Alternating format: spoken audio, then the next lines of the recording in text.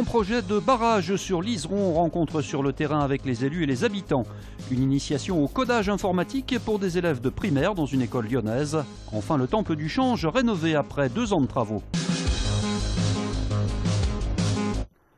L'image du jour, c'est la neige qui a blanchi ce matin les monts du Lyonnais. Cette nuit, quelques flocons seront encore possibles, mais la limite pluie-neige remonte vers 700 mètres. Ce week-end, c'est plutôt de la pluie qui est attendue avec du vent.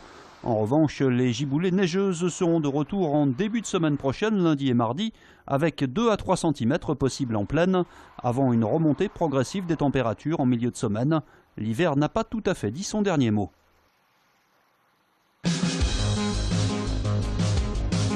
Des barrages pour dompter l'Iseron, c'est la solution retenue par les 19 communes de la région lyonnaise confrontées aux crues de ce cours d'eau. Et c'est pour y faire face qu'est prévue la construction de 2 barrages à Tassin-la-Demi-Lune ou ici, à Francheville, où l'ouvrage fera près de 23 mètres de haut. L'objectif premier, bien sûr, c'est de protéger les populations. Entre les années 90 et 2010, c'est une moyenne de tous les 3 ans, une crue, avec des dégâts énormes. Sur cette période de 20 ans, c'est 85 millions d'euros de dégâts, de biens publics et privés. Un investissement de 12 millions d'euros qui permettra une retenue d'eau d'environ 1,3 million de mètres cubes. Un projet qui viendra compléter les aménagements déjà effectués dans d'autres communes et dont l'impact environnemental semble limité, selon l'association écologiste Frapna. Ce sera finalement une digue à un endroit qui sera sûrement aussi végétalisé et qui ne devrait pas créer de rupture dans la continuité écologique. C'est le moins préjudiciable. On n'est pas spécialement pour, mais du coup, de par cet aspect enjeu risque inondation, on s'y oppose pas. Mais ces barrages ne font pas l'unanimité. À Francheville, la municipalité redoute les nuisances qui accompagneront leur construction sur un emplacement proche des habitations. Cette carrière devrait nécessiter un tir de mine quotidien pendant 18 mois, puisque le SAGIRC nous précise que les roches seront prises sur place. Une phase d'enquête publique commencera dès la semaine prochaine, mais le chantier ne devrait débuter qu'en 2021. D'ici là, beaucoup d'eau aura coulé sous les ponts qui enjambent l'Iseron. Rebondissement dans l'affaire du meurtre du Grand Large. 2 hommes ont été mis en examen et écroués hier. Âgés de 20 et 22 ans, ils ont reconnu les faits, invoquant une dette de 800 €. La victime, un homme de 53 ans, avait été retrouvé noyé le 28 janvier dernier dans le canal du Grand Large. Son corps présentait de nombreuses plaies et contusions. Attends, Milan, j'ai une idée. On va le programmer sur l'ordinateur comme ça, vite. Programmation informatique, codage, pour ces écoliers, la robotique est littéralement un jeu d'enfant. Depuis quelques semaines, ils participent à un atelier numérique dans le cadre du temps périscolaire.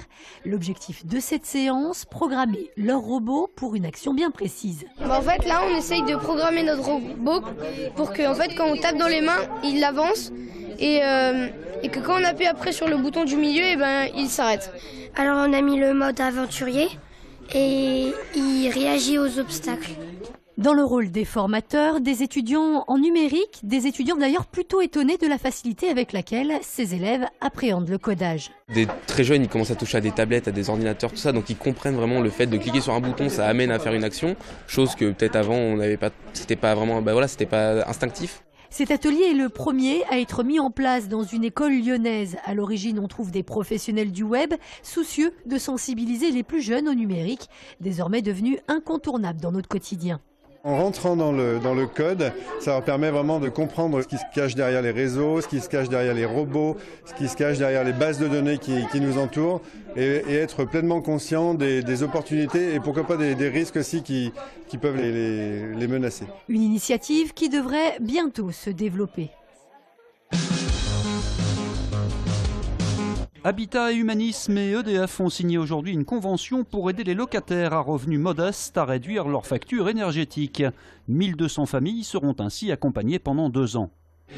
Si on se réfère aux chiffres que donne par exemple la Fondation Abbé Pierre, on voit que l'accroissement du nombre de logements en situation de précarité énergétique a pris 50% en quelques années et c'est une problématique évidemment qui nous concerne de très près. Une réduction d'1 degré sur la température permet d'économiser environ 7% sur sa facture annuelle, ce qui représente environ 90 €. Si on prend maintenant les équipements électroménagers, 3 cm de givre sur un réfrigérateur, c'est plus 30%. de consommation. Des formations sont donc proposées pour acquérir les bons réflexes qui permettent de faire baisser la facture.